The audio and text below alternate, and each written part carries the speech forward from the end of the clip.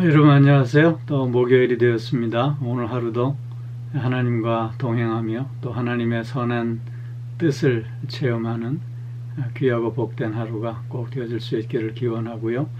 오늘 우리 함께 묵상할 말씀은 요한복음 19장 1절로 3절까지의 말씀입니다. 제가 봉독하겠습니다. 이에 빌라도가 예수를 데려다가 채찍질하더라. 군인들이 가시나무로 관을 엮고 그의 머리에 씌우고 자색 옷을 입히고 앞에 서서 이르되 유대인의 왕이여 평안할지어다 하며 손으로 때리더라. 아멘. 우리는 지금 빌라도가 예수를 십자가에 넘겨주는 일련의 과정에 대해서 살펴보고 있는데요. 오늘 빌라도는 예수님을 채찍질하게 군인들에게 넘겨주고 있음을 보게 됩니다. 복음서에서 보면 예수님이 채찍질을 당하고 있는 그 모습은 십자가형을 언도받은 후에 채찍질을 당하는 모습으로 기록하고 있습니다. 이것은 당시 그 십자가형을 조금이라도 빨리 끝내기 위한 그러한 조치였다고 역사가들은 전하고 있습니다. 즉 로마의 채찍에는 그 끝에 나비라든가 아니면 뾰족한 그 동물의 뼈들이 이렇게 붙어 있어서 그것을 그 죄인을 이제 기둥에 묶어 놓고 옷을 벗겨서 등을 이렇게 대게 하고 그 채찍을 휘두르게 되면 살결이 다 살점이 떨어져 나가고 심지어는 뼈까지 드러날 뿐만 아니라 심한 경우에는 그 동맥과 정맥까지도 파열되어서 채찍을 맞다가 그 죽는 일도 종종 일어났다고 합니다. 그렇게 십자가형 앞에 이 채찍질을 하는 것은 저들의 육신에 고통을 더하고 수치를 더하줌으로 말미암아 그 십자가에 매달려 있는 그 시간을 단축시킬 수 있었기 때문이라고 그렇게 전하고 있습니다. 그런데 오늘 본문에서 빌라도가 예수님께 채찍질 하도록 그렇게 주님을 넘겨주고 있는 이 모습은 복음서와는 조금 다른 성격이었던 것 같습니다. 즉 빌라도는 어떻게든지 예수님을 저 유대인들의 요구에서부터 피할 수 있게 해 주고 싶어 했던 것이지요. 그래서 빌라도의 첫 번째 시도는 우리가 어제 살펴본 대로 6월절 특사로 석방하는 일이었습니다. 그런데 그것이 이제 실패로 돌아가지 않았습니까? 그러자 빌라도가 생각한 두 번째 계획은 예수님을 데려다 채찍질하게 함으로 그 군중들의 동정심을 유발하고자 하지 않았나 하는 것입니다.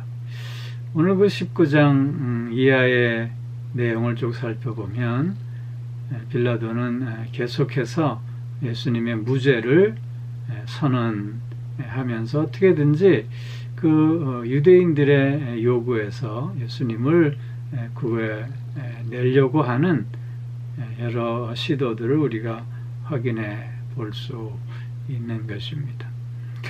그래서 오늘 본문에서는 예수님을 채찍질함으로 이 정도면 되지 않았겠느냐, 굳이 십자가에까지 못 박아 죽여야 할 필요가 있겠느냐, 이런 그 의도를 지금 가지고 그 광기 어린 백성들을 좀 다독이고자 그렇게 하지 않았나 생각이 됩니다.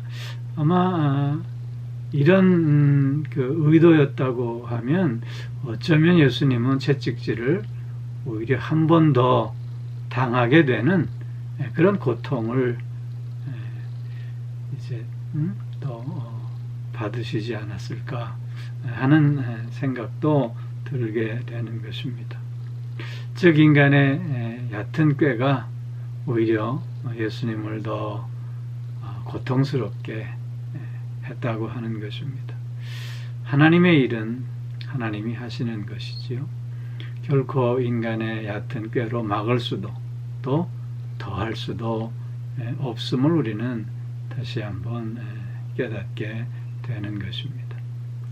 그리고 오늘 2절에서 보면 군인들이 가시나무로 관을 엮어 그의 머리에 씌우고 자색옷을 입히고 있습니다. 그 가시로 이렇게 면류관 같은 관을 씌워서 머리에 사정없이 내려 씌우는 것입니다. 그 가시가 살을 파고들어서 피가 뺨을 타고 흘러내려 그 낡은 자색옷에 묻음으로 그 옷을 더욱더 붉게 만들었을 것입니다. 이런 모습은 왕이 면류관을 쓰고 있는 그 모습을 흉내내고 있는 그런 광경인 것이지요. 그리고는 이에 더해서 군인들은 그 앞에 서서 유대인의 왕이여 평안할지어다. 예수께 이렇게 절을 하면서 예수님을 놀리고 그리고 예수님을 더욱 모욕하는 모습으로 손으로 때리고 있음을 보게 됩니다. 너무나도 잔인하고 악한 모습이 아닐 수 없습니다. 남의 고통을 자신들의 놀이개감으로 웃음거리로 즐거움거리로 그렇게 만들고 있는 참으로도 잔인하고 악한 모습이 아닐 수 없습니다. 주님의 이러한 고통은 결국 나를 위한 고통이었음을 우리는 다시 한번 이사야 53장 5절 말씀을 통해서 확인해 볼 수 있게 되는 것입니다. 그가 찔림은 우리의 허물을 인하며 그가 징계를 받음으로 우리가 평화를 누리고 그가 채찍에 맞음으로 우리가 나음을 입었도다. 주님께서 당하신 그 모든 고통, 그 당하신 모든 모욕과 또 수치, 이것은 곧 우리를 위해서 당하신 우리에 대한 사랑의 과정이었음을 우리 다시 한번 확인하게 되는 것입니다. 사랑하는 성도 여러분, 오늘도 이런 하나님의 사랑과 은혜 안에 사는 하루일 줄로 믿습니다. 그렇기에 주님의 이런 사랑과 은혜에 합당한 열매를 맺는 오늘 한 날이 또한 되어져야 할 줄로 믿습니다.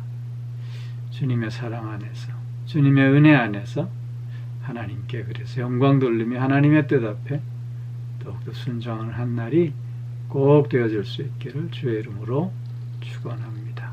기도하겠습니다. 오 사랑의 아버지 하나님, 주님의 그 말로 닿을 수 없는 고통과 또한 멸시와 또한 그 수치는 곧 내가 당해야 할 모든 것들이었음을 깨닫게 됩니다. 나를 위해서 주님은 그것을 묵묵히 감내하심으로 나에 대한 사랑을 또한 확증해 주셨습니다. 오늘도 우리는 그 사랑과 그 은혜 안에서 살고 있음에 감사드리며 이제는 그 사랑과 은혜에 합당한 열매를 맺어가는 우리가 될 수 있게 하여 주옵시고, 오늘 하루 더욱더 그 사랑과 은혜로 말미암아 하나님의 뜻을 이루어가며, 그래서 하나님께만 영광 돌리는 복된 하루가 꼭 될 수 있게 하여 주시옵소서.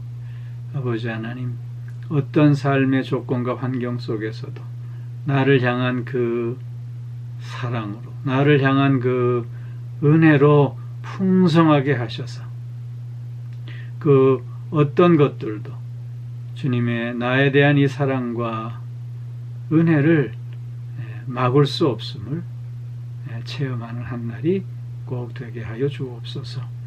오늘도 영육간의 강건함으로 붙들어 주시고, 또한 우리의 가정들을 지켜주시며 우리의 자녀들을 또한 붙드시고 동행하여 주셔서 이 시대의 빛된 자들로 그리스도의 향기로 살아가기에 부족함 없게 하여 주옵소서.